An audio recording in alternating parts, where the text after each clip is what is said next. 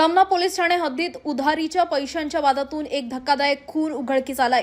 3 डिसेंबर रात्री 9 ते 4 डिसेंबर सकाळी 8 वाजेदरम्यान चिखली झोपडपट्टीत राहणारे आरोपी चंद्रेश उर्फ राणू वर्मा व ऋतिक नंदेश्वर यांनी संगनमत करून महेश डहारे वय 22 वर्षीय याच्या डोक्यावर दगडाने वार करून गंभीर जखमी केले आहे। जखमी महेशला मेयो हॉस्पिटलमध्ये दाखल केले असता डॉक्टरांनी त्याला मृत घोषित केले।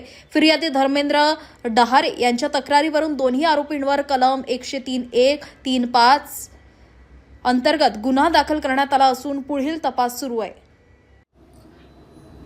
दिनांक 3 आणि 4च्या नाईटमध्ये मृतक महेश लतुराम डहारे हा आरा मशीनवर काम करतो आणि रात्री काम केल्यानंतर आरा मशीनवरच्याच त्या इथे ऑफिसमध्ये झोपतो तो।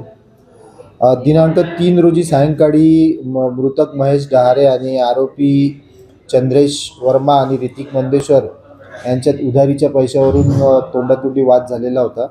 त्यानंतर आरोपी आपापल्या घरी निघून गेले होते आणि हा मृतक आरा मशीनवर झोपण्यासाठी निघून गेला होता।